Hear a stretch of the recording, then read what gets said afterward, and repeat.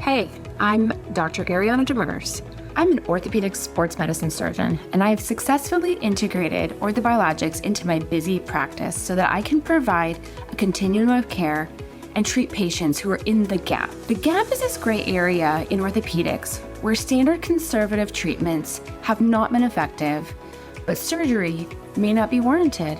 And we usually tell our patients, come back when it's worse. What? These are your patients coming to you for help. Orthobiologics is that solution that can fill the gap and help you treat your patients who are in your office looking to you for help. Orthobiologics can also be an excellent treatment for frustrating problems without good surgical outcomes. This podcast will help you create the orthobiologics business that will make you love your job again. We will focus on the value of orthobiologics, patient selection, how to talk to your patients about money, office setup, and other logistics. If this is something you've always wanted but don't know where to start, join me in the Business of Orthobiologics podcast. Hi, welcome to the Business of Orthobiologics podcast. Today we'll be covering the science of cellular healing. We'll be talking about cellular healing cascade, platelet function, definition of PRP, how PRP works, PRP classification system. To be clear, before we get too far into this, 5 years ago, my knowledge base on PRP and what it was and how it worked was very small. I thought that you just drew some blood, put it into the magic box, something happened, and it spit out PRP on the other side. I had no idea that there was so much nuance in the field of orthobiologics. And I'd like to share with you some of that information today so that we're a little bit more clear on what we're talking about orthobiologics. So as we all recall in our science classes, the healing cascade has 3 stages of cellular healing. Inflammation, which is from time of injury to about 4 days. Proliferation, which is day 3 through about day 25. And then the remodeling phase, which is 21 days to 6 months or greater. This inflammation stage is the initial response to tissue damage, and it's characterized by redness, swelling, warmth, pain, and there's some bleeding that occurs. With widening of the blood vessels, they leak and release chemicals called histamine, which eventually allows for other cells that help in the healing, such as white blood cells, to enter the area of damage. The inflammation helps to remove the damaged tissue and then prevent further damage by releasing immune cells and other substances to the affected area. During the proliferation stage, new tissue is formed to replace the damaged tissue. This is accomplished through the production of new blood vessels and proliferation and differentiation of cells, such as fibroblasts and endothelial cells. Fibroblasts surround that damaged tissue and place new immature layers of tissue in a random fashion that is derived from type 3 collagen. This tissue not only begins to then reduce in size over time, but it is weak. And collagen type 3 does not have the same tissue properties as normal healthy tissue. In this final stage of the healing cascade is called remodeling, which new tissue is strengthened and organized into its final structure. This immature type 3 collagen is then converted to a more mature type of type 1 collagen. This process involves deposition and organization of collagen fibers, as well as the extracellular matrix components. Now I want to go ahead and talk about this platelet function that's really the focus of what we're talking about with platelet rich plasma. As you all know, platelets are these small disc-shaped cells that play a crucial role in hemostasis. They form the plug at the site of injury to prevent further blood loss. These platelets are then activated by various signals, such as exposure to collagen, thrombin, and ADP. Once activated, platelets change shape, aggregate with other platelets, and then release a variety of substances promoting blood clotting, including thromboxane A2 and serotonin. Alpha granules are the active portion of the platelet we have focused on for PRP, but more recently, dense granules and the immunomodulatory effects have been of significant interest.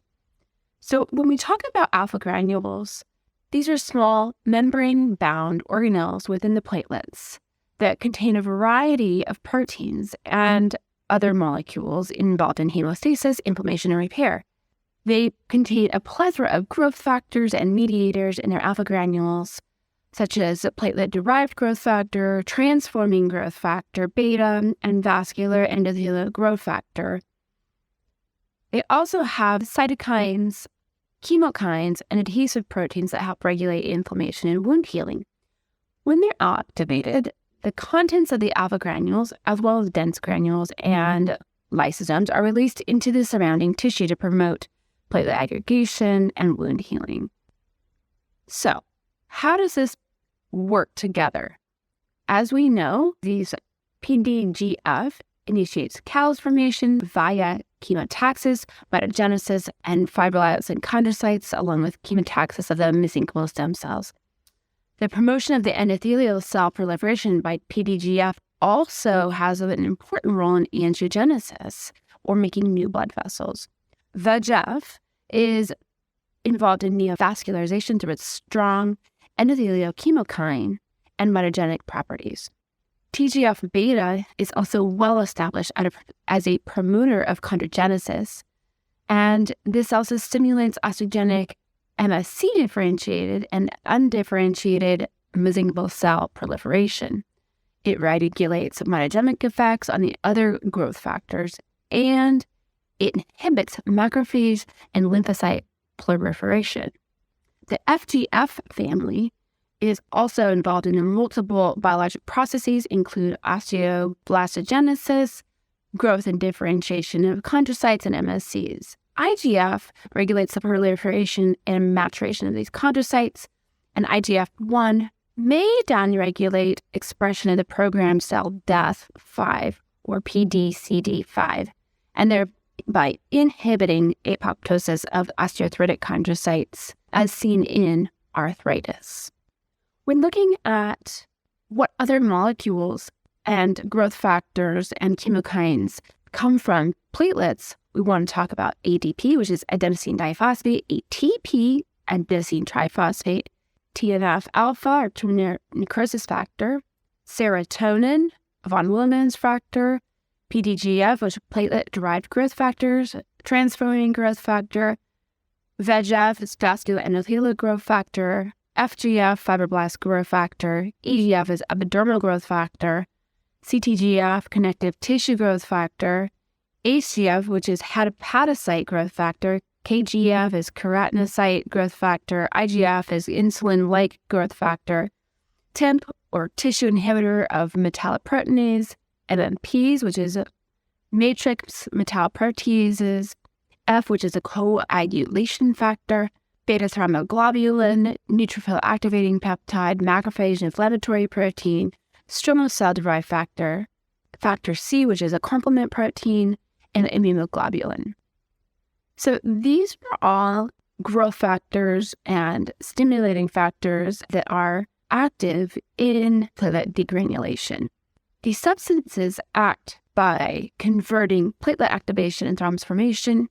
This includes histamine, ADP phosphates, and epinephrine.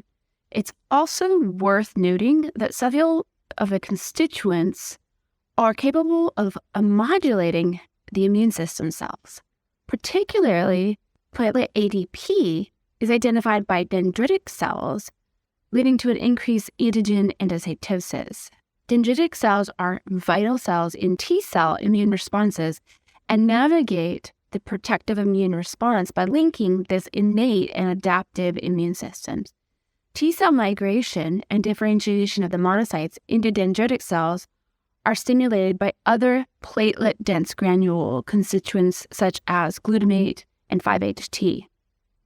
Potentially, PRP has considerable immune regulatory and modifying effects, as these dense granule-derived immune modifiers are significantly increased in concentrated PRP preparations. So what is this PRP process? The basic principle is that you separate the liquid and the solid whole blood components, which is achieved by centrifugation or gravity filtration, and is determined by their size and the difference between their densities and that of the surrounding fluid. Leukocytes and RBCs are larger and more dense than platelets, and then therefore in centrifugation settle more quickly than platelets and plasma. And this is referred to as a soft spin, lower gravity or lower RCFs. Because platelets are smaller and less dense than leukocytes and RBCs, they require a hard spin to be turned into a pellet during second spin centrifugation. So talking about PRP, I think it's really important to realize and understand that concentration has become a significant discussion about how effective different PRP preparations are. So we talk about this absolute platelet count, and this varies depending on the concentration in the subject's peripheral blood. These PRP devices that are used to manufacture PRP usually can be divided into this lower concentration, 2 to 3 times baseline, and higher concentration systems. So historic literature based on bone and callus formation showed that there was maybe a complex relationship with concentration, and there was a sweet spot in the middle of low concentration, medium concentration, and high concentration. This has not been borne out in literature with osteoarthritis and tendinopathy currently. So to define platelet-rich plasma, the definition that we use is platelet-rich plasma is just that, a volume of autologous plasma that has a platelet concentration above baseline. Normal platelet counts in blood range from 150 to 350 per microliter, and average about 200,000 platelets per microliter. Because of the scientific proof of the bone and soft tissue healing enhancement that was seen in the 1990s with Dr. Marks, it has been shown using PRP with 1 million platelets per microliter. It is this concentration of platelets in a 5 ml volume of plasma, which is the working definition of PRP, or 5 times baseline. And this was put out in 2001 by Robert Marks, who was a dentist that was doing some of the landmark early work. Now, I need you to understand, it's just math. This concentration is just math. So if we take normal platelet count and we assume that it's 200,000 microliters, that's about 200 million platelets per ml if you do the math.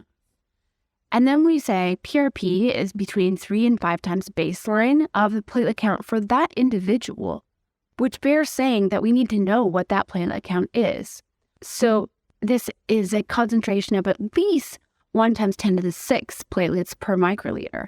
If you then calculate per milliliter, that equals 1 billion platelets per ml for concentration. And so if we're talking about the definition of platelet-rich plasma, we really do have to be talking about minimum of 1 billion platelets per ml. And then if we talk about the concentration within 5 ml, so 1 billion platelets per ml times 5 ml, this is 5 billion platelets as the definition of what PRP is. And if you fall below that, that may not be actual PRP. So there's a lot of proponents that 60 cc blood draw will get you to an adequate dose of platelet-rich plasma. What is this magic 60 cc number? So if you take 200 million, which is the platelet concentration, times 60 mLs of whole blood, you get 12 billion platelets in 60 cc's. So if you have a smaller blood draw, then what we talk about is that maybe you're not getting to that concentration. So if you take 30 cc's, you may only have 6 billion. Is that enough? It depends on what you're treating. If you take 10 cc's of blood, you have approximately 2 billion.